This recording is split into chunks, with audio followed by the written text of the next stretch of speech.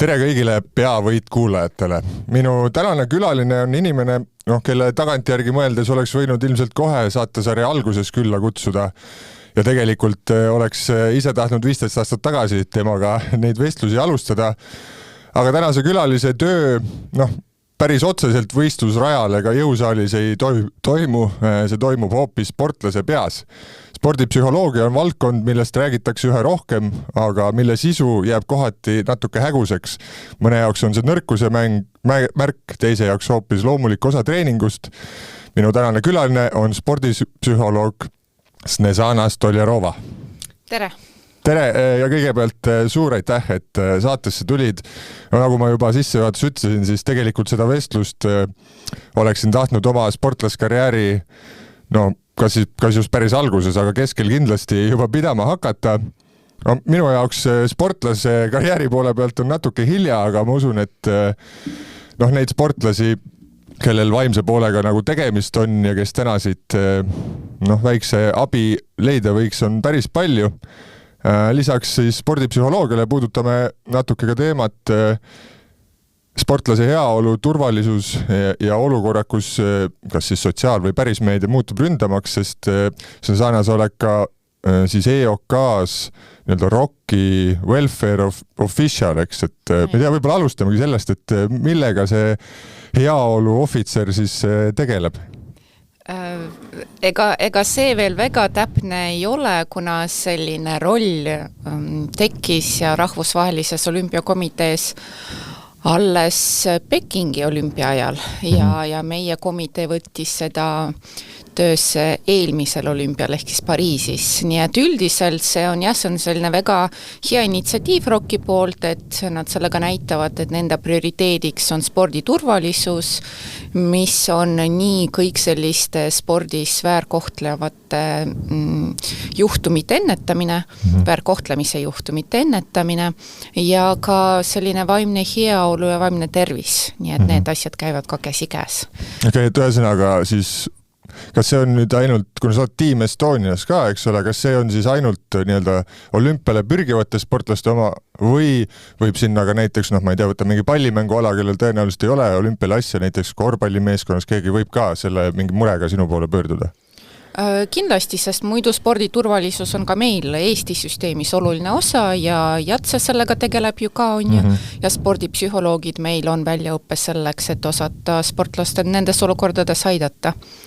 Aga jah, just selle olümpiamängude rolli suhtes, miks ma ütlen, see ei ole veel päris selge, kuna seda alles niimoodi ehitatakse üles, nii et arvatavasti sellist struktuuri selle rolli juurde tuleb aina rohkem ja ka meie siin tegutsedes saame aina rohkem seda kasutusele võtta ja selgeks teha, et mida me oleme meie olümpiakomiteega teinud enne seda olümpiat, on näiteks ka just hiljuti tegime taustajõududele sellist seminari, mina tegin koos Kristel Kiensiga, kes on minu kolleeg ja läheb ka olümpiale, temal on sama akrediteering, tema on ka siis welfare officer ehk siis heaolu kontaktisik ja siis me rääkisimegi sellest, et kuidas me kõik koos loome seda head keskkonda sportlastele ja kuidas me proovime reageerida olukorras, kus me võiksime sportlast toetada, aga kindlasti need teemad ei ole ainult sportlastega seotud teemad, need on ka treenerite heaolu, turvalisus ja kõik muud taustajõud, mis on kohal.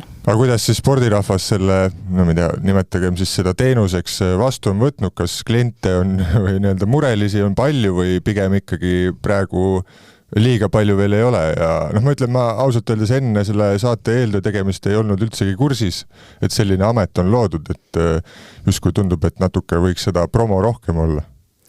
No ta on nagu selles mõttes, ta on just olümpiamängude ajal selline amet, mis läheb rohkem töösse, nii et meil on, ROK-il on konkreetsed süsteemid, mida on vaja teha, kui peaks midagi juhtuma ja meie siis kontaktisikutena oleme nendega kursis ja meie poole tulebki pöörduda, et me aitaks asjadele reageerida õigel moel ja õigel ajal. Samamoodi meie töö on muidugi edastada seda infot, mida ROK meile annab selle kohta, millised teenused koha peal on kättesaadavad. Et üks väga vahva asi, mis Pariisis oli juba katsetatud, oli selline Mind Zone initsiatiiv, ütleme nii, kus siis olümpiakülas oli tekitatud eraldi ruumid, mis on mõeldud selleks, et sportlased ja ka teised tegelikult, mitte ainult sportlased, saaksid sinna tulla, et seal kas kuidagi niimoodi rahus ja vaikuses olla või enda vaimsele tervisele midagi head teha, seal oli selline nurk, kus sai ka midagi joonistada või kuulata toredaid selliseid ja vaadata videosid, seal oli see virtual reality sets, mida sai proovida ja seal olid toredad sellised visualiseerimise harjutused, mida sai teha, aga üldiselt see on selline väga hubane, rahulik ja sellist heaolu toetav ruum ja seal toimivad ka ROK-i vaimse heaolu spetsialistid, nii et isegi kui koondisel ei ole endal psühholoogi taustaga inimest kaasas, siis sportlane või treener või füsioterapeut saavad sinna tulla ja leida abi või tuge või nõu ROK-i inimestelt. Nii et sellise info jagamine on ka hästi oluline. Aga olümpiamängude kontekstis, kui populaarne see tuba või see ala siis on, et kas on nii, et on järjekord ukse taga või pigem saab iga üks, kellel tuleb isu sinna sisse astuda? Järjekorda mina Pariisis ei märganud, kuna jällegi olümpial kõik on ikkagi suhteliselt omas ametis ja tegutsemist on palju, aga seal alati oli inimesi, alati oli sportlaseid ja ROK ise on seda hinnanud kui väga edukat initsiatiivi, et seda kasutati ja oldi sellega rahul ka. No väga tore kuulda, aga siit edasi võib-olla lähme hoopis natuke tagasi, et kuidas sa üldsegi jõudsid spordipsühholoogia juurde ja miks just spordipsühholoogia, sest need psühholoogias on ju tegelikult väga palju erinevaid nii-öelda suundasi, kuhu spetsialiseeruda? Jaa, ma olin ise sportlane hästi pikalt, võistlussportlane, et mina tegin iluvõimlemist, see on selline spordiala, kus sa juba 3-4 aastaselt alustad. Ja siis umbes niimoodi 21 aastat ma võimlesin, tegin iluvõimlemist ja siis ühel hetkel, kuna füüsiline tervis enam väga sellist iluvõimlemist ei toetanud, siis ma tegin rühvvõimlemist ja nii et see sport oli suur osa minu kuidagi identiteedist ka.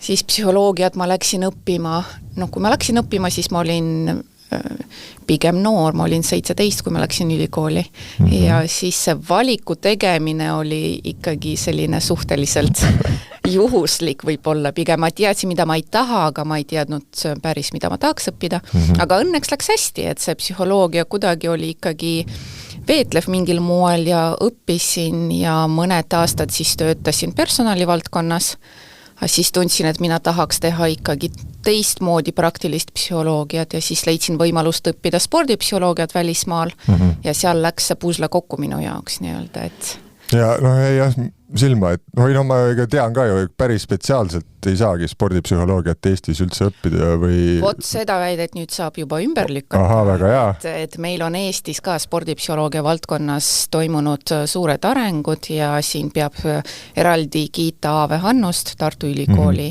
spordi ja psühholoogia lektorit spordipsühholoogia, tema on seda administratiivset tööd seal väga palju teinud. Nii et meil on tekkinud kutse, spordipsühholoogi kutse, ehk siis ta on antud hetkel kaitstud amet ja on teada, mida on vaja selleks teha, et kutset saada ja on ka eraldi suund Tartu Ülikoolis, kus saab magistratuuri sisse astuda sooritus- ja spordipsühholoogia suunale. Okei, aga sellel ajal, kui sina õppisid, siis ei olnud. Aga palju üldse Eestis tollel ajal nagu spordipsühholoogi oli või hüppasid sa selles mõttes ikkagi suht tundmatusse vette, et sa võib-olla ise teadsid, et see sind huvitab, aga nagu praktilist kogemust või kokkupuudet spordipsühholoogidega, kui palju sul enne seda oli? Ei olnudki, ega see oli kuidagi võib-olla sellises nooruses mingi kujutluspilt peas ringles, et võiks kuidagi olla psühholoogtiimi juures, et sellised asjad, aga tegelikult ma ei teinud otseselt praktilise samme, sest ta oli kuidagi väga kauge ja ei olnudki kokkupuuded. Eks ma ise ei osanud ka otsida arvatavasti, mida Eestis tehakse või tehti, aga fakt on ka see, et ega seda oligi vähe, eriti võrreldes sellega, mida me praegu tänasel päeval teeme. Nii et kui ma tulin tagasi välismaalt, siis ta oli ikkagi väga palju seda, et nüüd hakka tegutsema. sest ega sellist ühtegi organisatsiooni või sellist ametikohta CV-keskuses, et nüüd tule ja siin on sulle ametikirjeldus, sellist asja ei ole olnud. Aga sa ütlesid, et seal välismaal õppides justkui need asjad siis said kokku su jaoks, mingi kliksel käis, aga kui kaua see aega läks sellega, et kuidagi tõeliselt nautima seda õpet hakkaks või et sa näed, mis sa sellest õppest saad ja kuidas seda saad siis hakata nagu Eestis rakendama või mis hetkel see nagu tunne ära käis, et oled nüüd õige asja otsa koperdanud? Ma arvan, et siis, kui ma leidsin seda võimalust, siis juba käis see klikk ära, et see on see, mida ma tegelikult kuidagi olen passiivselt otsinud. Okay. Et nüüd see on silme ees, aga õpingud koheselt tundusid väga õiged ja põnevad, arvatavasti sellepärast, et oli ka selline vanus, kus juba oskad mõtestada asju ja mul oli juba eelnev haridus all, psühholoogia magistratuur, ja enda spordikarjäär oli lõppenud juba selleks hetkeks, nii et oli kuidagi hästi lihtne kohe nende õpingute praktilisust näha ja mida ma sellega võiks teha. Aga sa näed, et jääb vähemalt mulje, et õpe ongi hästi nagu praktiline seal, võib-olla vähem seda kuiva teooriat. Kas mul see tunne on õige? No magistratuuris muidu on praktika osakaal enamasti suurem ju kui bakalaureses näiteks. Aga seal, kus ma õppisin Rootsis, eks ta oli selline praktilise suunitlusega õppe, et sai ka 2 aasta jooksul juba praktiseerida ja eks natuke sellist arusaama oli mida see töö endast kujutab. No väga hea. Aga kui lõpetasid ja tagasi tulid, et kas siis Eesti sport oli nagu vaimselt valmis selleks, et hakkame nüüd siis peatreeninguga ka tööle või mulle nagu kohati tundub, et kuigi praegu sellest palju räägitakse, ega lõpuni ei ole praegugi veel valmis, et seesama mentaliteet justkui, et psühholoogia kasutavad ikkagi nagu peast haiged inimesed, see nagu mingis ringkonnas ikkagi on üsna nagu selline domineeriv veel. Ja võib-olla ja samas on ka arengut näha. Kindlasti on asjad paremini, sest teatakse sellest rohkem, räägitakse sellest rohkem. Siin ma jällegi hea meelega tunnustaks sellist väga toredat asja nagu sihtasutus Noored Olümpiale, kes meil Eestis esimesena võttis sellise mõtte käsile, et me võiks sportlaseid toetada ja just ka sellise vaimse ettevalmistusega. Nii et Noored Olümpiale on sihtasutus, kes valib stipendiaate ja stipendiumi sisuks on ka koostöö spordipsühholoogiga. Ja tänu sellele sihtasutusele sai ka sellest rohkem räägitud ja kõlapinda sai spordipsühholoogia rohkem. Aga kas see teooria võib mul õige olla, et kui sa alustasid ikkagi Eestis praktiseerimist, siis esimesed kliendid, ma kujutaks ette, on pigem ikkagi täiskasvanud nagu sportlased, kes võib-olla ongi mingi platoole jõudnud või hakkasid sa kohe nagu noortega tegelema või on see noorte huvi ja tahe psühholoogiaga tegeleda pigem ikkagi ka väga tugevalt kasvanud? Seal võib-olla on sellist treenerite teadlikkus kasvanud ja ka lastevanemate teadlikkus kasvanud. No oleneb, mis vanusest me räägime, et kindlasti on päris palju tööd tulnud juurde sellises 10-aastaste, 12-aastaste sportlastega. Seal see initsiatiiv enamasti tuleb ikkagi kas lapse vanemalt või treenerilt, kes kõrvalt näevad, et võiks tegeleda ja väga paljud nendest noortest sportlastest on ka väga avatud sellele. Aga ma arvan, et esialgu isegi rohkem tööd oli treeneritega ja just sellise harimise valdkonnas, et ja ma siiamaani usun, et see on hästi oluline, kuna meie ükskõik kui palju meid siin Eestis ka ei oleks spordipsühholooge, me iga sportlasega ei jõua ju tegeleda ja see ei ole ka eesmärk. Eesmärk on see, et süsteemselt meil on asjad nii hästi, et selliste probleemidega tegelemist ongi vähem. Ja siis spordipsühholoogia on ennetustöö, see väljendub ka selles, et meil on treeneritel rohkem kompetentsi, meil on lastevanematel rohkem kompetentsi nendel teemadel, meil on spordiorganisatsioonidel rohkem kompetentsi nendel teemadel. Väga hea, aga millega siis sportlased sinu juurde kõige sagedamini tulevad või mis need esimesed probleemid on, kas mingisugune pingetaluvusprobleem, enesekindluse probleem või hoopis tänapäeval noorte hulgas, ma kujutan ette, nagu see fookuse hoidmisprobleem on ka päris nagu tugev, aga mis see võib olla kõige levinum põhjus siis on, jätame selle välja, et vanemad käskisid. Kui me jätame välja, et vanemad käskisid, siis no tihtipeale see on, jah, kõlab kuidagi nii, et trennis saan hakkama, aga võistlustel see sooritus ei tule kaasa. See on üks kindlasti selline levinud teema, kus me räägime, noh, kindlasti seal on kõik see pingetega toimetuleku temaatika, aga ka selline enda soorituse juhtimine ja soorituseks ettevalmistamise teemad.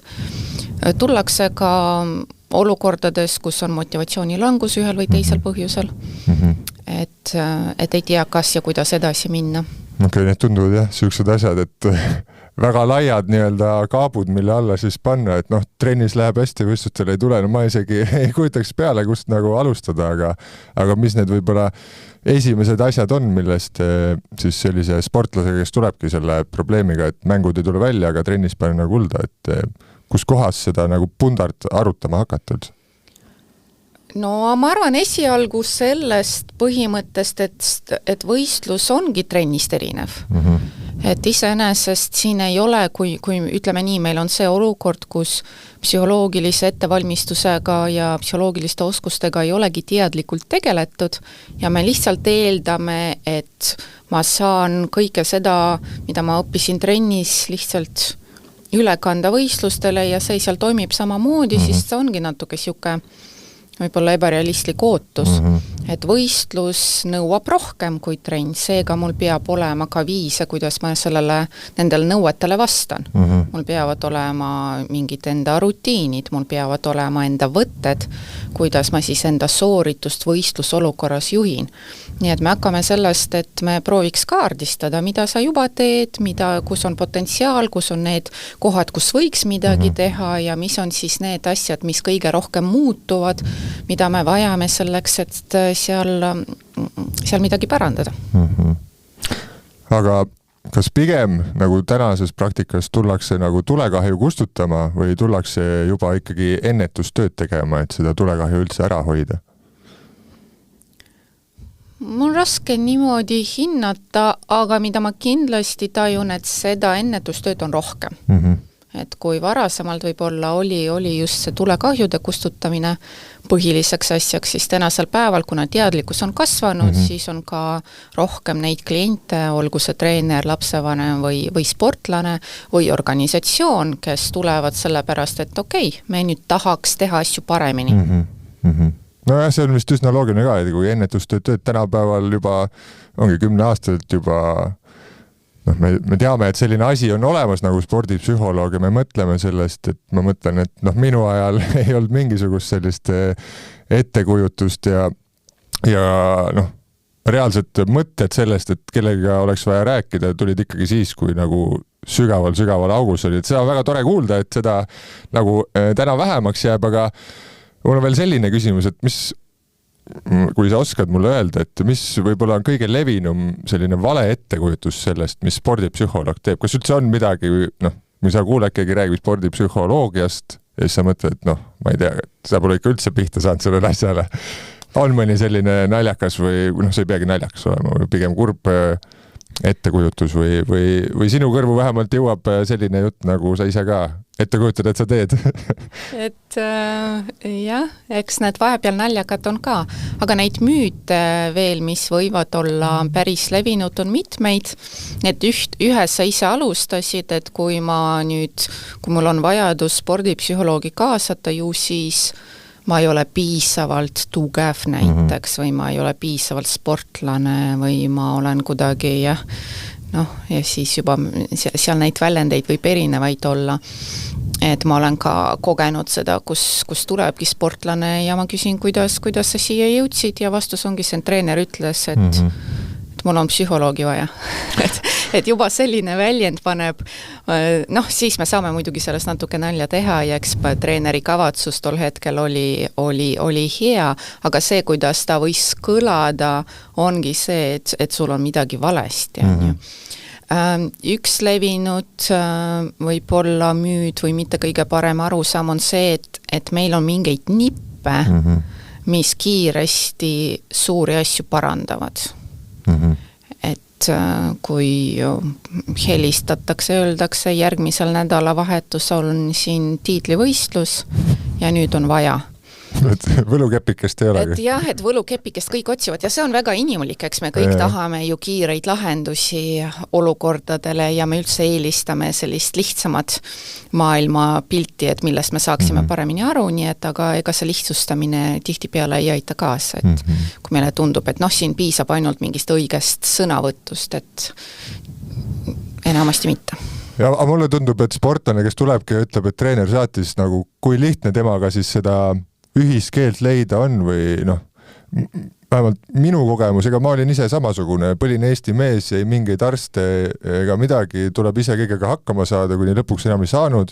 Käisin arsti juures, võtsin rohtu, käisin psühholoogi juures ja siis sain nagu aru, et samas ega varem oli ka ju sellest juttu nagu natuke olnud, aga nagu teiste initsiatiivil ma sinna isegi jõudnud. Ma mõtlen, et kui nüüd noorel ei ole nagu valikut, treener ütleb, et peab minema, ta tuleb, ega ta teoorias vähemalt väga koostööaldis alguses ei pruugi olla, et kuidas sul sellise ühise keele leidmine nagu läheb, kas on nagu tunnetad ise vahet selles, kas nüüd sportlane tuleb sellepärast, et ta ise tahab või sellepärast, et keegi saadab?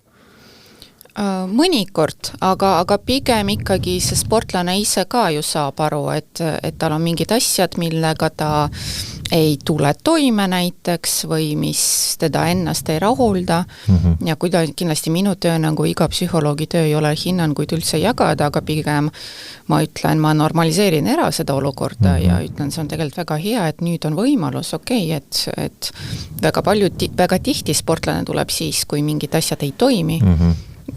Aga siin ei ole mitte midagi valesti tegelikult ja psühholoogilised oskused on oskused. Neid saab arendada, nendega saab tööd teha. Nii et see on hea, et tekkis selline võimalus.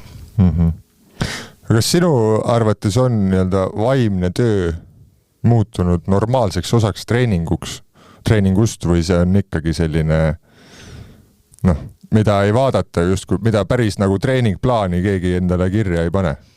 See minu tunnetus ütleb, et veel on nii, et ei panda.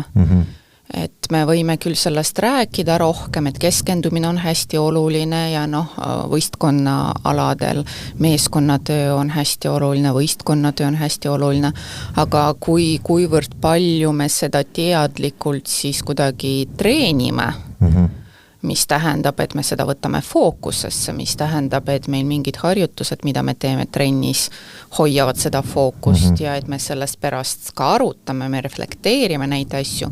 Et selles osas mulle tundub, et meil on veel pikk tee minna. Ja ma olen selles mõttes nõus küll. Ja ma ise vaatan, ma olin, eks ole, korvpalli taustaga ja kui ma vaatan lihtsalt täna nagu tipp nagu mängijaid, jätame selle kõige paremad 10 või 20 välja, sest need ongi nagu lihtsalt talendid, on ju. Ma ei ütle, et nad ei tee enda vaimse poolega tööd, aga sealt edasi, ma ei tea, 50 kuni 250 maailma parimad korvpallurit. Ma arvan, et füüsiliselt neil ei ole suuri nagu vahesid.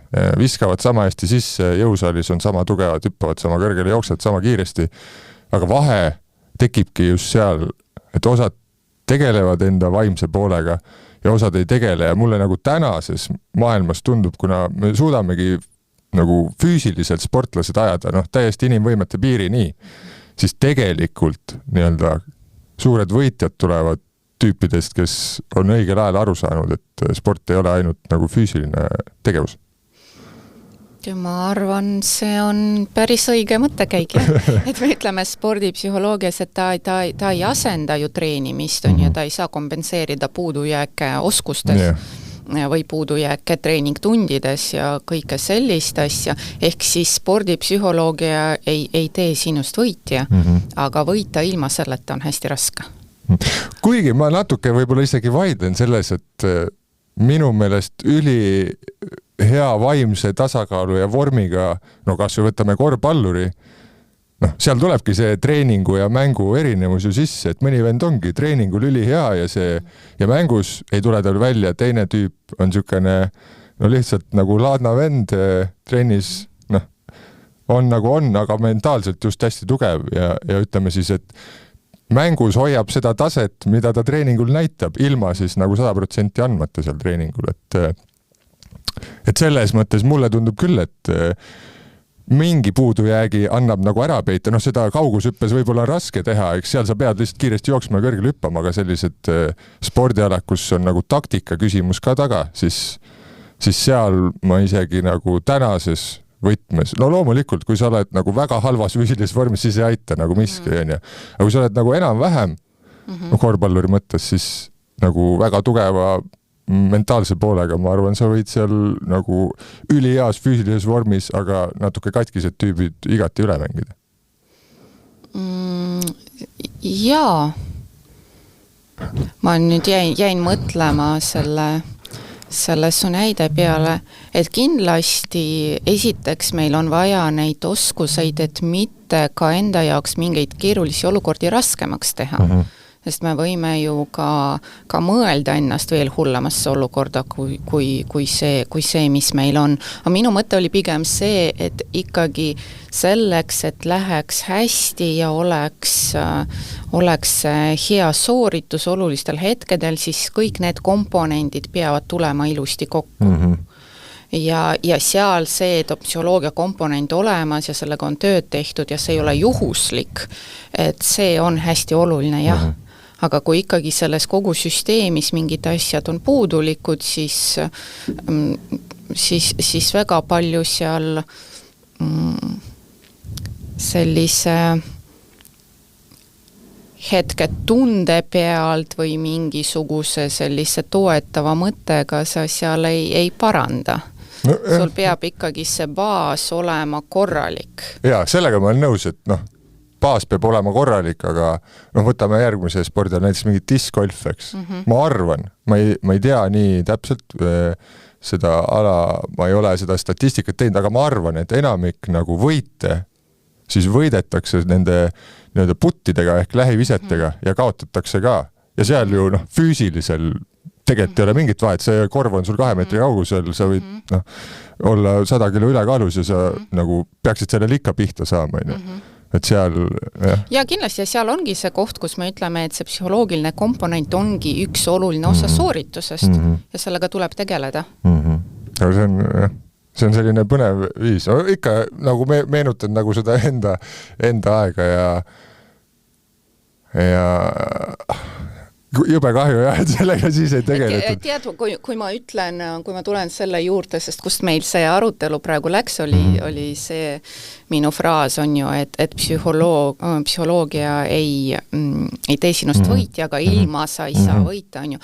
Pigem see mõte on see, et ütleme, ja need on need reaalsed olukorrad, mida mina näen tihti peale, et meil ei ole kuidagi stabiilne vorm olnud hooaja jooksul, on ju, et see sooritus on suhteliselt kõikuv ka trennis näiteks, kus ei ole võistluspinged.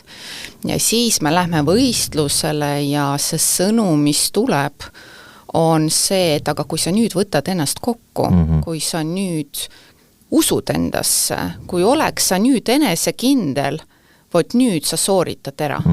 Ja see on see koht, kui me loodame, et ongi see quick fix kusagil olemas, kus lihtsalt piisab sellest, et sa kusagilt laest võtad selle tunde ja lähed ja nüüd kõik muutub ja nüüd kõik on hästi. Olukorras, kus enamasti pinge pärast, ikkagi see pinge mingit osa sellest sooritusest enamasti ampsab ära, see on norm, on normaalsus. Nii et see on see koht, kus me ütleme, et see psühholoogia ei pruugi katta ära seda, mida ta ei saa katta ära. Jah, sellega ma olen täiesti nõus, ega need ongi pigem, ma tõingi sellised väga äärmuslikud näited, on ju, et enamikel aladel päris nii ei ole ja seal on füüsiline vorm ka tähtis. Aga lihtsalt kuidagi lihtsalt näitamaks, et tegelikult mingites alades on ka võimalik väga palju just sellega. Ja sa saad ennast toetada ja hoida ja enda optimaalset sooritust tol hetkel sellega kindlasti toeta. Ja. Aga läheme tagasi selle nii-öelda psühholoogi töö juurde, siis kui erinev on sinu töö, võtame, et näiteks sa võtad sinu juurde tuleb 15-aastane, ütleme, alles sportlaseks pürgiv sportlane versus, ütleme siis 25-aastane sportlane, kes on justkui kuhugi seal platool ja tahab sealt üle jõuda, et kui erinev siis see lähenemine või töö, mis nagu lahti läheb, on või kas see on üldse erinev? On ikka erinev ja ta on erinev ka kõikide muude selliste faktorite puhul, mis on seal mängus, on ju, et mis toimub ja kus ajalises mõttes, kus see hooaeg on ja vanus ja ajalugu ja kõik ja milline on sinu tugisüsteem, kõik need asjad võivad muuta seda, kuidas me või milliste teemadega me alustame tööd ja kuidas me seda tööd saame tehtud. Nii et kui sportlane tuleb minu juurde, siis üks asi, mida ma kindlasti proovin esimesel kohtumisel mainida, et see ei ole see koht, kus mina tean ja sina tulid ja ma ütlen sulle, mida teha ja see toimib kõikidega, sa lähed teed ja nüüd on hästi. Tegelikult mina olen siin ekspert või ekspertsust mul on natuke rohkem psühholoogias, aga sina sportlasena, sul on ekspertsus esiteks enda spordialas, eriti kui me räägime sellistest sportlastest, kellel on juba kogemust, vanust, ja teiseks sina oled ikkagi iseenda ekspert selles mõttes, et sina kõige paremini tead, mis on sinu kogemus ja mis ühel hetkel toimib või ei toimi sinu jaoks. Seega meil on koostöö. Me proovime sinuga koos leida neid asju, mis toimiksid sinu jaoks sinu olukorras. Okei, ja mingit sükest kuidagi üldist, ma saan sellest ka aru, et iga ala on erinev, see ajastus just, aga ma ei tea, kui kuidagi üldiselt niimoodi võtta, mulle tundub, et selle vanema sportlasega võib-olla tulebki natukene seda tulekahju võib-olla kustutada, mis ta on juba ise nagu sütitab, mis ta siis sinu juurde tõi versus, mida nooremalt alustad, seda rohkem ju saad nagu ennetada. No selles osas kindlasti et noor sportlasel on veel seda teed ju minna pikemalt ja siis saab alustada nende oskuste arendamisega siis, kui ka ta füüsilised oskused ja tehnilised oskused veel arenevad, et see on siuke arenguprotsessi osa. On ja kui see on juba selline küps sooritaja, siis seal võib olla on vähem arenguteemasid tõepoolest ja natuke rohkem fookus sellel sooritusel. Ma mõtlengi jah, et see ütleme, noor sportlasel ikkagi ju päris nagu võistluspinged, võtame niisuguse 15 aastase nagu päriselt, muidugi iga võistlus tekitab nagu pinge, aga selles mõttes, et ma vaatan seda nii, et pinge on see, et kas sa saad järgmine kuu süüa osta või ei saa, ja mingitel sportlastel ju sõltubki nagu selle ühe võistluse tulemuses see, mida nad järgmised 4 aastat nagu teevad, ja seal justkui tundub seda pinget natuke rohkem olevat, aga mõtlengi, et ma loen sulle ette nagu 4 sellist nii-öelda mingit tunnet, mis võiks olla, äkki sa saad mulle öelda, et missugune neist nagu kõige levinum on või kas üldse on. Esimene on siis hirm eksimise või ebaõnnestumise ees. Teine on liigne võrdlemine teistega. Kolmandaks on siis nii-öelda ainult tulemusest mõtlemine ja kogu sinu selle sooritusega, kas on positiivne, negatiivne, määrab see üks tulemus. Ja siis 4. asi on selline, ütleme, surve, mida on sulle peale pannud kas siis treener, vanemad või siis ütleme mingisugused lähedased või kas või sa ise, et võib-olla sinu praktikas, missugune see neist kõige populaarsem siis selline hirm olla võiks? Minu praktikas nad on väga korralikult põimitud üksteisega. Et see on, mul ei tule meelde olukorrad, kus see on üks ja mitte midagi nendest teistest, et nad on tõepoolest nagu ühe ja sama olukorra erineva nurga alt vaatamine on ju, et kõik seda olukorda toidavad. Nii enda mõtte, et mina pean näiteks seda tulemust teha, sest kui ma näiteks seda tulemust ei tee, siis pean kedagi alt on ju, või mulle öeldi, et ma pean, et see on see pinge aga teised ju saavad hakkama, miks mina siis ei saaks hakkama. Siis võrdled, ja siis lõppkokkuvõttes selleks, et kõike seda jubedat asja juhtuks, ma ei tohi eksida. Nii et selles mõttes see on kõik nagu selline korralik mõttejada. Okei. Aga siit edasi ma tahaks tegelikult, jälle kasutan seda podcasti ka enda huvides ära, et mina olen ju ka 2 väikse lapse isa. Üks neist on väga nii-öelda suur spordisõber teeb igasugust võimleb, tantsib ja kõike muud ja teine natuke toksib kossu ka ja kui ma käin vaatamas, siis ma tunnistan ausalt, ma ilmselt ei ole treenerite, unelmate, lapsevanem, selles tantsus võimlemises ma nagu häält ei tõsta, sest ma ei tea sellest lihtsalt, aga korvpallitrenni nagu ma pean ikkagi ennast nagu tagasi hoidma, sest ma tean nagu piisavalt, et mitte treenerit segada, aga mul niimoodi põleb sees. Ja ainuke põhjus, miks ma seda välja ei lase, on see, et ma lihtsalt tean. Ma tean neid treenereid, ma tean kogu seda probleemi, ma olen seda kõrvalt näinud, kui ma olin noor, siis oi, kui palju oli meil neid lapsevanemaid, kes lihtsalt karjusid mängijate, treenerite, kohtunike peale. Mõni laps vaatas nagu lihtsalt iga 2 sekundi tagant tribüünile oma vanemale otsa, ootas sealt mingit noogutust. Ja nüüd ma tahakski teada, et kuidas siis, missugune see õige vanema käitumine peaks olema, kuidas toetada oma last selles, loomulikult ma ju tahan, et ta saaks parema, kuna mul on endal sporditaust, siis ma ka mingeid asju spordist tean, et ma ei oska talle küll spagaati võib-olla nagu ette näidata, aga talle selgitada, kuidas seda teha, teoorias ju vähemalt tean, ja siis kui ma seda teha püüan, siis ühel hetkel ma juba taban, et ma olen nüüd juba nagu võtnud kinnisi teeks, et ta saab selle kohe praegu selgeks. Ma veel ühelgi võistlusel niimoodi vaatamas pole käinud, et ma seal endast välja võiks minna. Aga see on väga paljude vanemate probleem ja vähemalt korvpalli ja jalgpalli üldse selliste võistlusmängude ringkonnas, nagu sellest muidugi räägitakse ka palju, aga mis sinu soovitused sellisele noore lapse vanemale või vahet ei ole, mis vanuses lapse vanemal on, et ta ei segaks ei oma last ega oma treenerit? Mina alustaks sellisest küsimusest, et kui me räägime laste ja noorte spordist, et mida mina sooviksin, et minu laps sellest spordist õpiks. Okay. Mis on sellised väärtused näiteks, mida ta võiks sealt kaasa võtta noppida? No aga teeme läbi testi, ma vastan sulle küsimustele. Ja, teeme. Okay. Nagu ma siia ütlen paar asja juurde, enne kui sa siis saad mõelda ja kusjuures võtta aega, et mõelda, see on okei.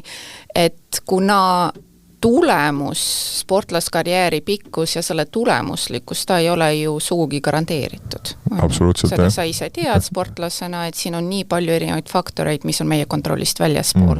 Nii et see on mõnes mõttes siuke tore bingo, mis me siin mängime. Aga kui me teame seda, et see tulemus ei ole garanteeritud, seda kirsitordi peale ei pruugi tulla, aga tort võiks ikka ju olla, et mis on selle tordi sisu, mida ta võiks saada selle spordist, mis oleks väärtuslik, mis ei ole seotud tulemusega? See on väga hea küsimus. Ma arvan, et distsipliin ja see teadmine, et kui ma midagi piisavalt kaua teen, siis ma saan sellest paremaks. Ja võin isegi saada väga heaks. On, ma arvan, üks asi ja teiseks ma tahaks, et ta ikkagi saabki aru, kui oluline on osata juhendit nagu kuulata, treenerit on ja proovida asju teha just õigesti. Et ma saan aru küll, et näiteks võtame seal tantsimise, et seda hundiratast kõveralt on ju palju lihtsam teha ja tundub nagu, et tulekski kohe välja. Aga siis ma kõrvalt tahaks kohe, et jalad sirgeks või varbad sirgeks ja hakata justkui nagu kritiseerima kohe ikkagi. Aga üldises plaanis tahaks et ta nagu ma ei tea, kuna minu sporditee jäi nagu poolikuks, siis üks mõte, mis nagu minu treener mu pähe ühel hetkel istutas, oli see, et kui sa lähed õhtul koju ja vaatad peeglisse, et siis sul oleks okei sinna vaadata. Et sa tead, et sa andsid endas kõik just selles valgus ka, et sport ei olegi nagu garanteeritud töö. Et ma tahaks, et tema saaks ka sellest aru, et mida rohkem sa nagu pingutad, seda parem tunne sul endal on olenemata tulemusest. Ja selles osas isegi, kui ta selle hundiratta tegi, need jalad ei ole veel päris sirged, aga see tuli tema pingutuse peal, siis on ju tore, et ta seda pingutust ka märkab. Muidugi on tore. Ja tal on rõõm selle üle. On ju nii, et kui me sellest rõimuhetkest sõidame kohe üle sellega, tegelikult pole piisavalt hea, siis me võtame selle jupi sealt ära, on ju, sest üks asi võib olla, ma usun, mis on sulle oluline, lihtsalt ma tean, et hetkes neid asju välja öelda ongi koheselt mõtlemise peal, ongi keeruline, aga nii palju, kui mina olen sportlaste lastevanematega suhelnud, siis tahetakse, et rõõmu ka tunnetakse spordist, on ju, sest et ta tahab seda sporti teha. Ja, seal on see rõõm, on ju oluline asi, kust rõõm tuleb, on ju, rõõm tuleb sellest, et ma naudin seda protsessi, et mul on mingeid positiivseid, rõõmsaid emotsioone selles. Üks osa sellest on see, et mul on endal see hea tunne, et jes, ma sain millagiga hakkama. See on asi, mis on oluline. Siis võiks mõelda sellele ja sellest sa rääkisid ka, et see pingutus, ma rohkem räägiks võib-olla õppimisest, et kuidas areng käib, kuidas õppimine käib. Oleks nii tore, kui meie lapsed õpiks seda, et see ei tulegi kiiresti ja lihtsalt ja see ei ole vale. See õppimine ongi asi, mis on siuke konarlik ja võtab aega ja võtab kannatlikkust ja pingutust ja see on okei eksida. Mida väga tahaks näha, mina siin räägin juba enda perspektiivist, mina ei ole lapsevanema, ma räägin enda perspektiivist, kus ma olen näinud laste treeninguid ja töötanud laste noorte sportlastega, et see julgus proovida, julgus katsetada, julgus seda palli paluda ja siis minna ründesse sellega, on ju, rünnakule sellega, et kui me liigselt proovime teha asju õigesti, siis me tihtipeale seda julgust katsetada piirame. Sest julgust katsetada tuleb seal, kus vead on lubatud. Ja laste noorte spordis vead on viis õppida ja areneda. Nüüd, mida iga lapsevanem saab teha, ongi aidata sellest õppida. Ja mitte nii, et me ütleme, kuidas on õigesti ja kuidas oli valesti, aga pigem me aitame tal mõelda. Et mis sa ise arvasid, mis sulle endale meeldis, mis sulle endale ei meeldis, kuidas saaks teistmoodi. Et temast saaks ka iseseisev õppija, mitte õppija, kes sõltub järjepidevalt sellest, et keegi talle peab midagi ütlema. Okei. See on väga mõtleva panev nagu jutt, aga võtame järgmise stsenaariumi, kus ma ütlen, minu tütar 7-aastane on nagu täitsa, ta on ütleme nii, et ma näen, et temal on see sama sportlase hing, mis minul oli seal 20. alguses, kui ma 3 aasta jooksul 4 korda ACL-i rebestasin ikka nagu tagasi tulin. Ja nüüd selle 7-aastase väikse tüdruku sees, see ilmselt on nagu ka minu tekitatud selle esimese 7 eluaastaga, aga kohati nagu tundub, et ma peangi hoopis talle seda hästi palju pean meelde tuletama, et ei tulegi kõik nagu välja. Ja kui ma olengi oma lapse nüüd nagu, mingis mõttes ma nüüd sinu juttu natuke seedin ja saangi aru, et nagu natuke seda rõõmu võib-olla olengi nagu tapnud selle, ma ei saa öelda, ma ei ole nagu nõudlik, ma tahan, et ta teeks võimalikult hästi, sest ma näen, kui väga ta ise seda tahab. Nii. Ja siis vahepeal võib-olla kaobki see nagu reaalsustaju ära, et ta on 7-aastane, et ma ei saa teda võtta kui ise ennast 20-selt ja nagu selle samaga. Aga mis ma saan nüüd teha, et talle võib-olla seda rõõmu rohkem, et ta ei oleks nagu nii kinni selles, et kas nüüd tuleb nüüd kõik õigesti välja või mitte, et tahakski nüüd talle seda rõõmu alles pakkuda, mida oleks võinud võib-olla siis kohe täitsa algust. Aga mis spordialaga on tegu? No ütleme selline, ta on cheerleading vist või tantsimise ja võimlemise vahepeal, et hundirattad ja vahepeal natukene käte vehkimist. Jah, see on see hea küsimus, et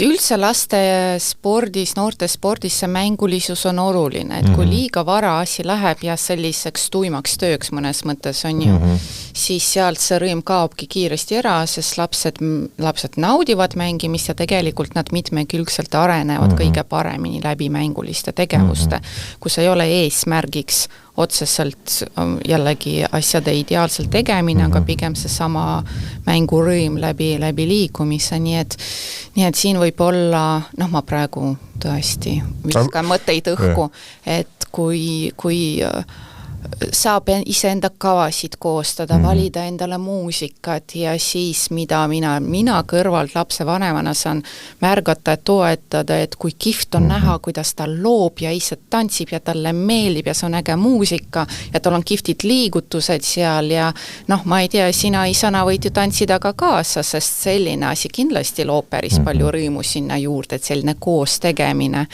Et võib olla kuidagi nii mõelda.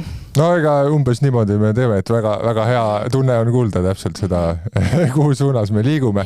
Aga seal jällegi oma tütre ja iseenda näitel hakkasin mõtlema sellisele asjale, et mul on eks ole 2 last ja ma ei uskunud, et ühe pere lapsed saavad nii erinevad olla, kuni ma ise need lapsed sain ja nad nii suureks kasutasin, et nad minuga nagu rääkida suudavad ja ma saan nende mõttemaailmast aru, siis jällegi tüdruk tahab kõike võita. Ma ei räägi ainult spordist. Ma räägin sellest, et kes istub esimesena lauda, kelle pilt on ilusam, ma ei tea, kelle juuksed on sirgemad. No ühesõnaga, ma näen, et enamik tema vestluseid on nagu ikkagi struktureeritud nii, et sealt tekiks mingi võistlus. Ükskõik, mida ta teeb ja see on ülimalt frustreeriv nii talle endale kui minule lapsevanemana, kuigi, ma jällegi, ma tean täpselt, mis tunne tal on. Minul see oli lihtsalt see nii suur võidutahe tuli võib-olla hiljem või võib-olla mina sain nagu varem aru sellest, et ma ükskõik kui palju ma võita tahan, siis kaotama peab ka.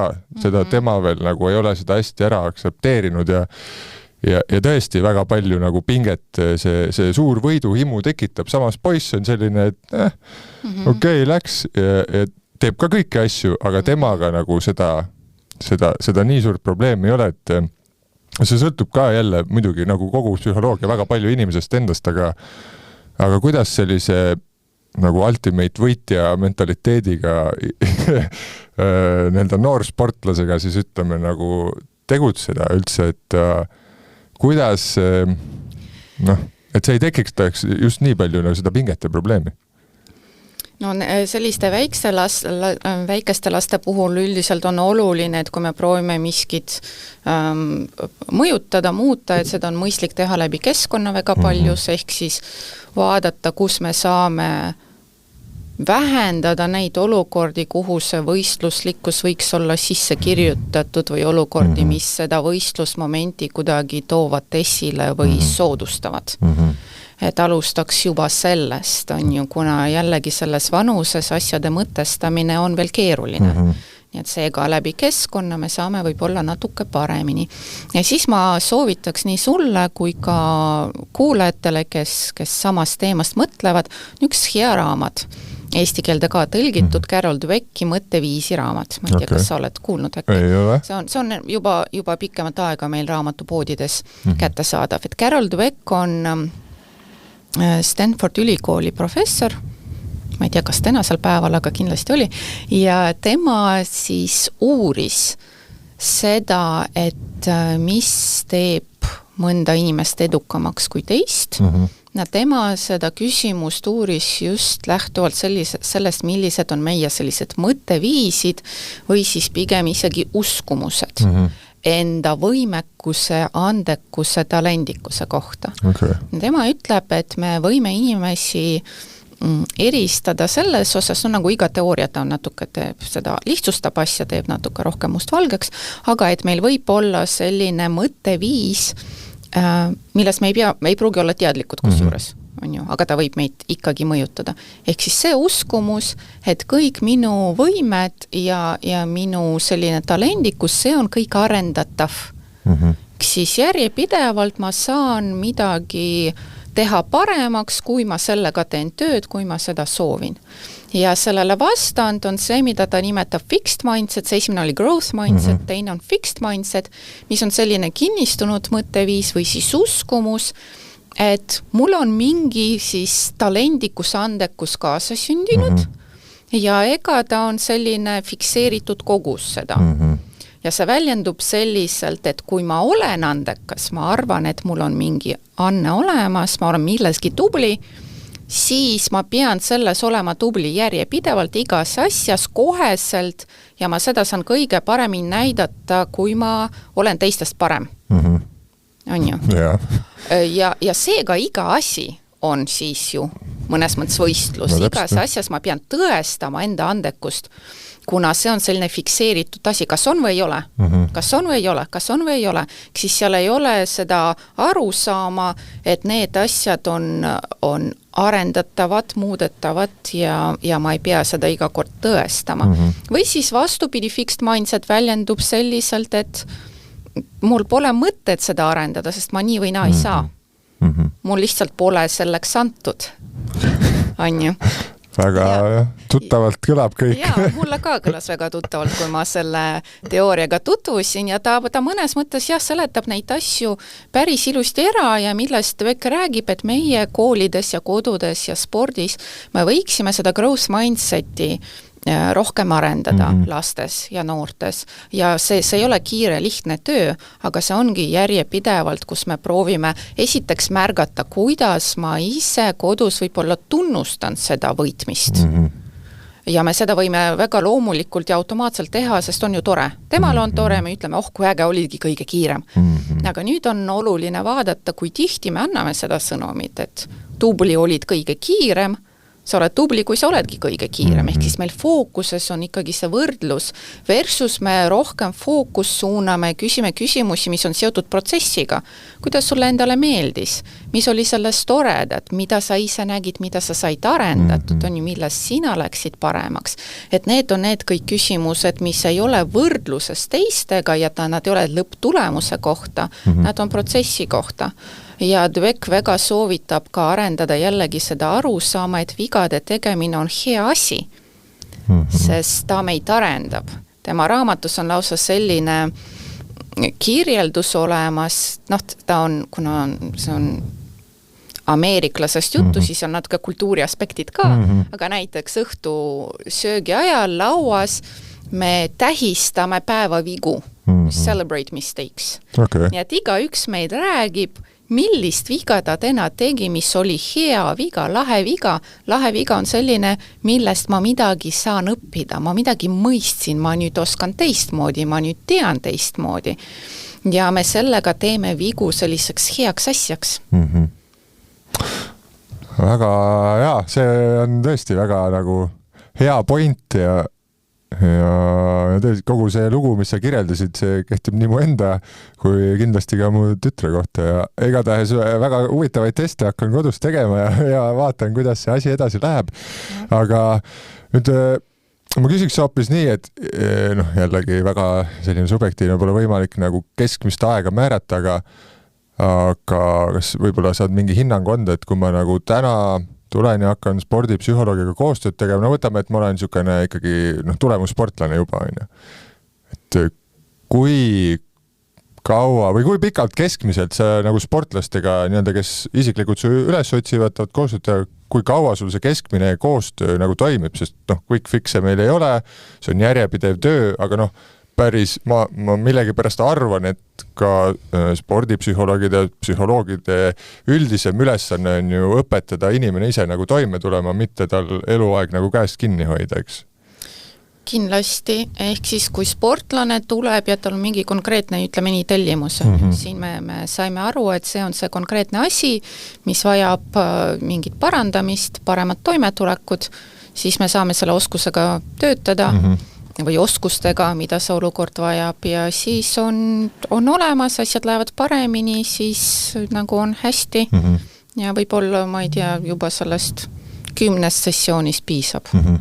Ja mis ei tähenda, et sportlane ei pruugi järgmisel hooajal tagasi tulla, kuna kui mingi kontekst muutub, näiteks võistlustase läheb kõrgemaks, siis nüüd ma vajan midagi sinna juurde, kuna mul on vaja ka enda psühholoogilist oskust järjepidevalt juurde arendada. Aga tänasel päeval on ka see tore asi, et me töötame ka tiimi osadena ja seal enam ei ole seda küsimust, on ju, et see ei ole otsene tellimus, mingi oskus, mida me saime arendatud ja nüüd on olemas, aga pigem me olemegi selles süsteemis sees, kus me oleme toeks ja töötame koostöös nii treeneriga kui ka sportlastega, kui see on laiem tiimorganisatsioon veel inimestega, kes on kaasatud. Ja siis see ongi see, kus sa käid sportlastega ka võistlustel kaasas ja oled tiimi osa, kui on tiimi arutelud, sul on enda roll seal mängida, siis sa jälgid neid olukordi, mis toimuvad, siis vajadusel kusagil sekkud, nii et need koostööd võivad olla päris pikad. Aga no ma eeldan, et ikkagi sportlane, kes nii-öelda ise su üles leiab, temaga kuidagi, mulle tundub, et koostöö võiks nagu hästi sujuda, sest ta tuleb juba ise ju on ju sooviga. Samas ma ei tea, kuidas see Team Estonias on, kas Team Estonia sportlased täna nagu ikkagi võtavad sind hästi omaks või teid, kes te seal seda tööd teete või pigem kohtab või vahel kohtab seal ka sellist et ega mul seda vaja ei ole nagu No seal seda ei kohta, kuna nad ise võtavad ühendust. Okay. Nii et need, kes arvavad, et seda vaja ei ole, ega mina nendest ka ei tea, sest nad ei võta ühendust. Okay. Ma mõtlesin korraks mulje, et seal on ikkagi kõigil justkui nagu kohustus, seda ei ole? Ei ole. Me oleme Team Estonias tugiteenuste all ja sportlastel on võimalus tugiteenuseid kasutada. Mis sa arvad, kas nii-öelda psühholoog võiks olla, spordipsühholoog võiks olla praktiliselt ikkagi igas spordibaasis nagu esindatud või igas linnas peaks olema, kus on mingid suuremad spordiklubid, koolid, et kas see peaks olema ikkagi täna juba üks alustalasid, ütleme spordikooli rajamisel, et mul on see professionaal, ta ei pea igapäevaselt seal olema, aga vähemalt väga tihe koostöö harimaks loomulikult sportlasi ise, vanemaid treenerid ja kõike muud või piisab ka praegu sellest, et ütleme, teid on mingisugune punt ja teid saab nagu külla kutsuda, aga minu tunnetus nagu täna küll ütleb juba, eriti vaadates, mis nagu maailmas toimub ja aina noorematel ju tegelikult on abi vaja, ja see on lihtsalt see info maailma probleem, mulle nagu tundub, et selles vaates justkui minu meelest on nagu spordipsühholoog täna spordikoolis sama tähtis kui see erialatreener. Jaa, et see on väga kihvt, et sa seda küsisid, sest nüüd me saamegi rääkida sellest ja kusjuures ma arvan, see on võib-olla üks selline ka levinud arusaam spordipsühholoogiast, mis ei ole vale, aga ta on piiratud lihtsalt arusaam. Et meie töötame ainult üks ühele inimesega selleks, et toetada tema psühholoogilisi oskuseid. Mõni arvab, et midagi korda teha on ju, aga pigem arendada psühholoogilisi oskuseid ja see on selline maailmavaade, kus me paneme kõiksuguseid selliseid aspekte nagu toimetulek, säilenetkus või vastupidavus, me paneme seda ainult inimese vastutuseks. Me ütleme, et see on inimese keskne oskus. Nii et kui sul on mingi mure, siis sa tuled ja meie sinuga teeme sind vastupidavamaks. Aga tegelikult tänasel päeval me teame palju paremini ja teadus ütleb meile, et me peame looma keskkondi, milles inimesed saavad areneda paremini, hoida enda motivatsiooni paremini ja olla vastupidavamad, et see on jagatud vastutus. Ja siit tulenevalt oleks ju väga tore muidugi, kui meil on suured spordikoolid või spordiklubid või föderatsioonid, kus on spordipsühholoog tööl, kuna me saame siis neid asju teha paremini juba organisatsiooni tasandil. See on ju, see kõik väljendub selles, et milliseid eesmärke üldse, kuidas püstitatakse, on ju, millised on fookused ja prioriteedid töös, ma ei tea, laste, noortega või täiskasvanutega, kuidas lapse vanemad on kaasatud ja kas nad on kaasatud, sest nemad on laste jaoks, noorte jaoks üks osa nende spordikogemusest, kuidas meil klubis siin töö on organiseeritud, kuidas me üksteisega suhtleme ja ka sportlastega suhtleme, et need asjad on palju laiemad kui see üks sportlane. Ja see on väga vale lähenemine, kui me ütleme, et kui ta tuleb toime, siis tema on tubli ja kui ei tule toime, siis temas ongi probleem, siis me ütleme, et keegi teine seal ümberringi seda vastutust absoluutselt ei võtta, mis on vale. Ja siis lõpuks ongi olukord, kus ma ei tea, väga edukas sportlane lõpetab karjääri ja siis ta elu läheb nagu väga-väga raskeks ja võib-olla lõpeb üldsegi väga enneaegselt, sest äge on ju tipus olla ja see võitmine maskeerib kõik su need probleemid ära, aga ühel hetkel mina vaatan nii, mina lõpetasin peaaegu täpselt 9 aastat tagasi korvpalluri karjääri, ma sain 26 aastaseks, sel hetkel olingi rohkem vigastatud kui mitte ja mis seal salata, järgmised mingisugune, ma ei tea, 7-8 aastat oli tagantvaates ikka räme ränk, korralikus augus, sest adrenaliini kuskilt ju peale ei tule, ma vahepeal abiellusin, sain 2 last, need korraks panid nagu plaastri peale ja lõpuks, kui lapsed olid tehtud ja abiellutud ka, neid asju, siukseid suuri toredaid asju rohkem elus ilmselt ette ei tule, siis nagu astusin ikka korralikult, vajusin läbi jää ja tuli hakata nagu üles ehitama, et kogu seda kogunenud jama oleks pidanud ju kõvasti varem nagu tühjendama hakkama ja su kogemus kindlasti ei ole erand, et see on jälle veel üks valdkond, kus me saame mõelda selle peale, et saaks ja võiks teha rohkem, ongi see, et kuidas me neid karjääri üleminekuid toetame. Jälle see on pigem küsimus klubile, organisatsioonile, see ei ole üks ühele küsimus, kuigi seal ka saab toetada, aga me saame nii palju rohkem teha, kui meil on keskkonnad, mis aitavad. Ja olen nõus, jah. Et või siis karjääri lõpetamise. Et ideaalis oleks ju väga tore, kui selline teenus oleks sportlastele kättesaadav, et see on ülivajalik. Muredega ei peaks üksi olema, sest tõepoolest, kui sportlaskarjäär on selline olnud oluline ja pikaajaline, siis sellest välja tulemine on korralik katsumus. Ja see oligi enda jaoks nagu üllatav, sest mina tol hetkel, kui ma lõpetasin, muidugi oli kurb, korvpall meeldis ja lahe, aga ma mõtlesin oma peas, et ma olen nagu suutnud sellise põhimõtteliselt pooliku jalaga olla profisportlane, praktiliselt peaaegu 10. Et mis ülejäänud elu siis nüüd ära ei ole, et tõstame selle sama nagu fookuse nüüd järgmisse kohta ja järgmise 10 aasta pärast olen nagu omadega kindlalt mäel, et see ei ole võimalik, et nii palju effortit, kui ma suutsin panna korvpalli, kui ma panen selle ükskõik kuhu majale, siis ma olen kindlalt edukas. Ei läinud üldse niimoodi. Ja minu meelest, ma olen seda mitu korda varem ka öelnud, aga minu meelest on sport nagu hästi tugev narkootikum.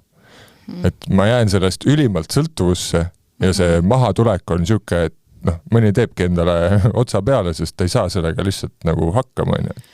Ja siin on veel üks tuleb selline oluline temaatika sisse, see on tegelikult ka spordipsühholoogia selline oluline areng olnud viimaste aastakümnendite jooksul, et kui spordipsühholoogia algus oli ikka sellest, et kuidas panna sooritama sportlast hästi on ju, siis tänasel päeval väga palju fookust läheb vaimse tervise teemadele näiteks. Ja see on ka see asi, mis esiteks, kui meil sportlased oskavad enda vaimse tervise eest rohkem hoolitseda ja jällegi meie keskkonnad on vaimse tervist toetavad, siis see aitab karjääri jooksul, kuna sellist psühholoogilist heaolu tasakaalu on hea hoida, ta aitab ju ka sooritusele kaasa. Ja samas needsamad oskused on vajalikud ka pärast sportlaskarjääri. Nii et nendele jällegi võiks pöörata rohkem tähelepanu, kui me tänasel päeval teeme. Ja ma lihtsalt tagasi vaatas ja mõtlen ka seda, et minu viimased aastad, kus ma küll mängisin kõige kõrgemal tasemel meeskonna mõttes, tulin seal Eesti meistriks ja hästi lahe oli, siis tagasi vaates nagu ma ei nautinud mitte ühtegi sekundit, et seal muidugi 10 tüübiga riietusruumis on tore ja vahva, aga reaalselt pärast nagu igat sooritust läksin koju, olin nagu väga-väga kurb, üritasin aru saada, vaatasin videod, et mis ma nüüd teistmoodi teen ja ma ei nautinud seda ja siis ütleme nii, et ühel hetkel olin karjääri ära lõpetan ja oma sellest august nagu pea välja pistnud, siis nüüd mul on lihtsalt kahju, et ma ei suutnud seda tollel hetkel nautida, sest nagu võtame nagu reaalsuses, ma olin Eesti parima klubi korvpallur, veel pingi otsa mees ka, mis tähendab, et mul mingit pinget kui sellist ju tegelikult välist ei olnud, see oli kõik minu enda välja mõeldud asi. Väga normaalne palk, elu kesklinnas, palju reisimist, lahedad sõbrad ja täiesti null nagu head emotsiooni. Aga meie heaolu on midagi enamat, kui see checklist on olemas, on ju sellistest välistest faktoritest.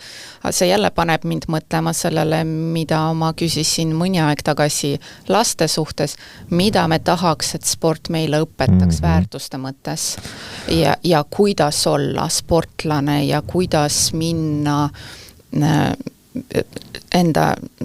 kuidas liikuda enda sportlaskarjääris, on ju, need on kõik hästi olulised küsimused, mis on palju laiemad kui lihtsalt see performance ja sooritus ja tulemus tol hetkel. Jah, no ütleme seda tänast vestlust nagu peast läbi lastes, siis ma olin väga fix mentaliteedis kinni ja ei saanud sealt välja nagu väga lihtne vastus, et seda grow mentaliteet, ma arvan, olekski võimaldanud nautida ja nagu ise alati, kui ma kuskil midagi räägin sellest, siis ma panen nagu südamele või ma üritan aru saada, et nagu lõppude lõpuks, me ei saa kontrollida seda, kas iga vise läheb sisse või mööda. Me saame kontrollida seda, et me naudime seda, mis teeme ja et pärast peeglist oleks hea endale otsa vaata. Need ongi kogu nagu muusika. Ja spordis ju üldiselt need tasu sa saad juba tehtud töö eest. Nii et justkui ei peakski väga nagu muretsema ju see, kuidas mul nüüd täna läheb, sest tõenäoliselt on mul vähemalt sellised aladel, mis kestavad hooaegade kaupa, mul on võimalus seda kogu aeg parandada. Aga pigem on jah nii, et kui ühe korra ei tule välja, siis see pinge kuhjub ja lõpuks ei tulegi üldse välja. No vaat kõik see, mis sa räägid ratsionaalselt, on ju kõik väga õiged mõtted, aga see mõistmine ei ole sama kui selle tegemine. Ja nende asjade tegemiseks ongi vaja oskuseid. Ja ma ütleks, et ka abi on vaja. Absoluutselt, ega need oskused ju ei tule jällegi niimoodi niisama juurde, et see ei tähenda, et iga sportlane peab alati minema spetsialisti juurde, et jällegi on ka häid raamatuid ja saab õppida ka nii-öelda iseseisvalt, aga fakt on see, et neid asju tuleks teadlikult arendada ja mitte ainult jälle selles fookuses, et kuidas ma saaksin sooritada paremini, aga näiteks need samad küsimused, kuidas ma saaks märgata rohkem seda, mis on hästi, kuidas ma saaks tunda rohkem rõõmu protsessist, osata olla rohkem kohal, mitte järjepidevalt selles mõttes, et kas see nädalavahetus õnnestub või ei õnnestu, kuidas olla rohkem tänulik nende asjade eest, mis lähevad hästi. Et need on kiftid oskused, millega töötada. Ja, väga kiftid, jah.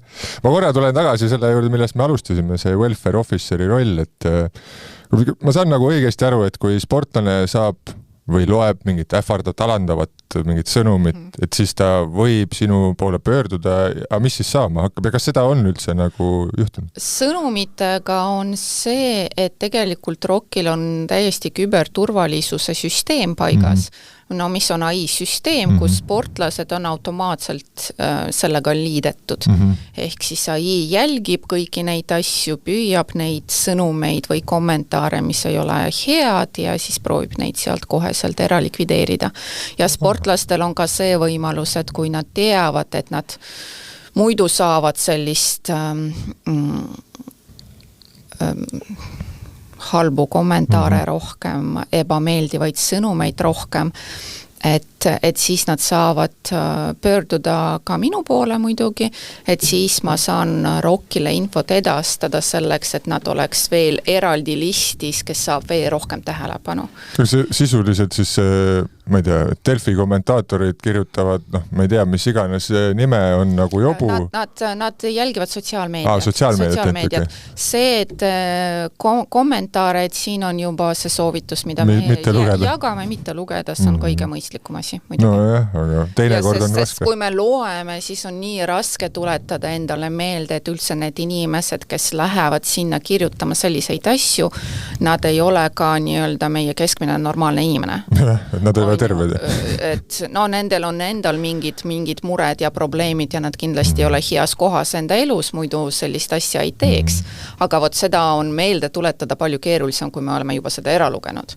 Nii et kõige mõistlikum asi on see, et ära loe ja selleks võib kas või olümpia ajaks panna ju erinevad piirangud enda device'idele, et siin tuleb jälle läheneda targalt, mitte loota enda sellise tahtejõu peale, aga pigem panna lukk peale, et siis kappi ei saagi lahti. Ma mõtlen praegu mingist küpsisest, mis on kapis, et üks asi on kasutada tahtejõudu ei söö, teine asi on seda küpsist üldse mitte tuppa tuua.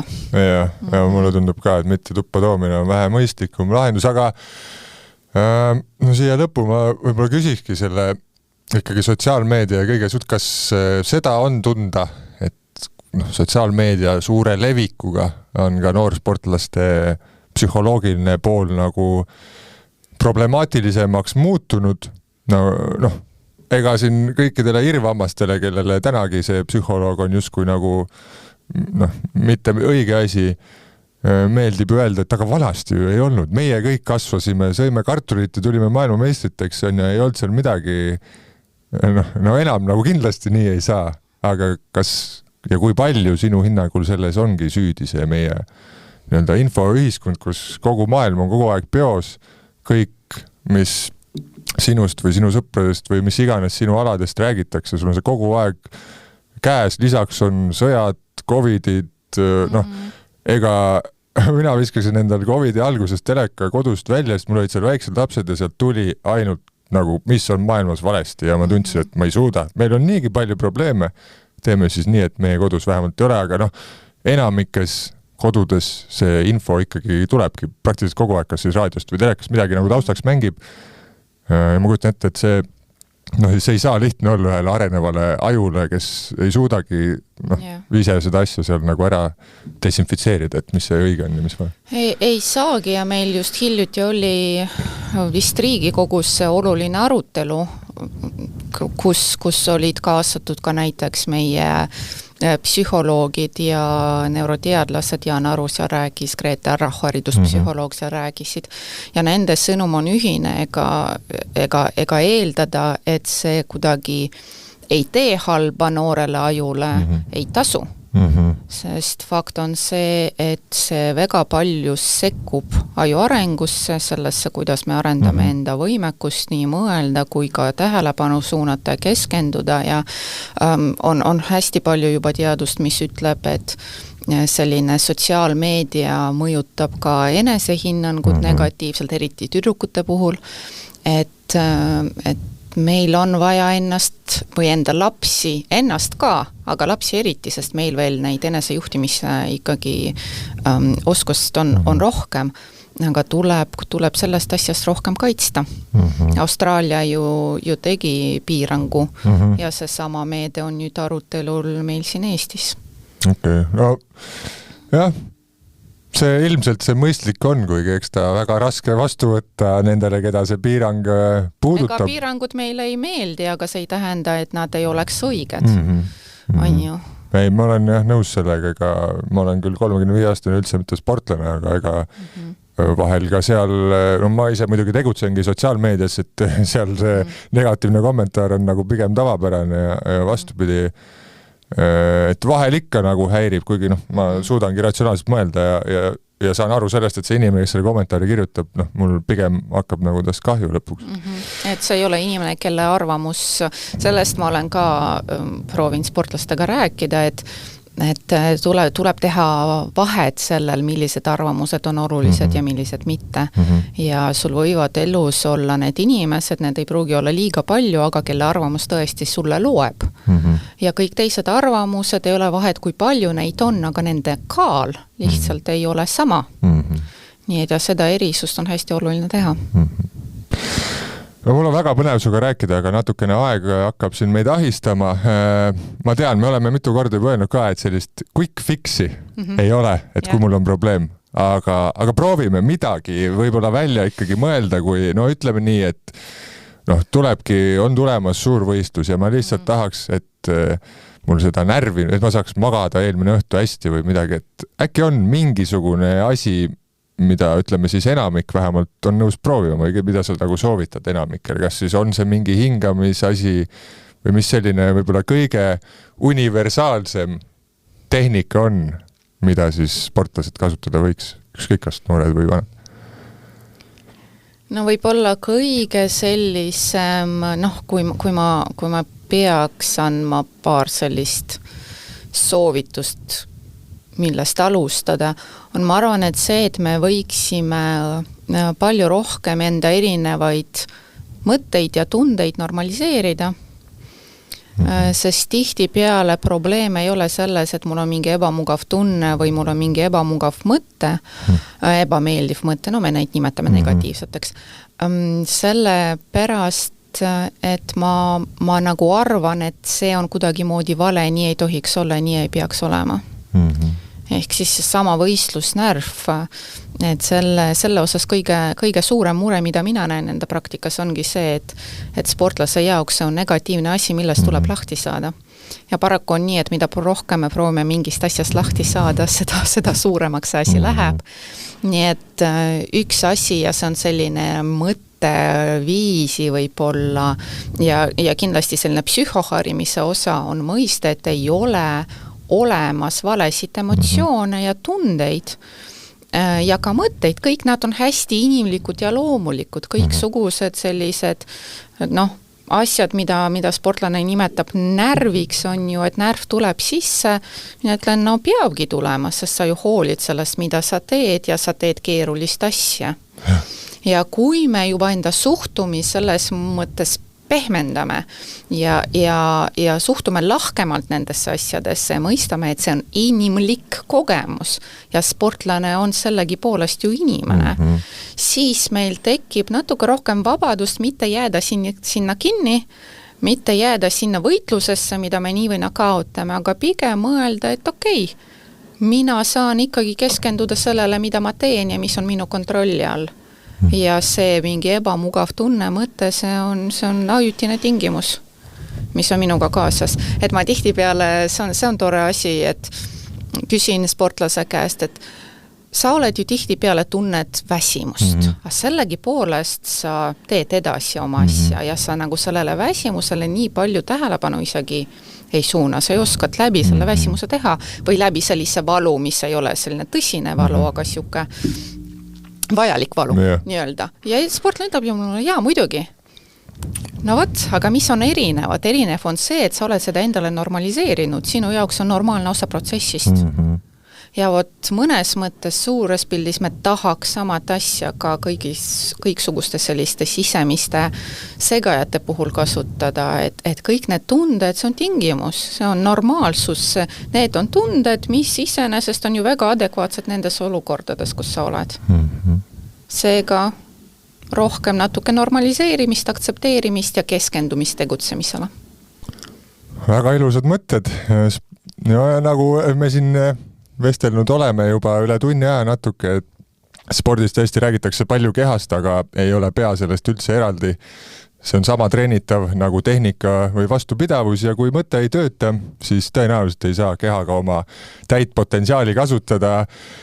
Suur aitäh sulle saatesse tulemast. No minul oli väga-väga huvitav ja ma usun, et siit leiavad endale nii mõndagi kasulikku, nii alustavad sportlased, juba praegused sportlased, treenerid ja kindlasti ka lapsevanemad. Aitäh sulle veel kord ja soovin sulle edu kõiges, mis sa ette võtad. Suur tänu, sugu oli väga meeldiv suhelda. Aitäh!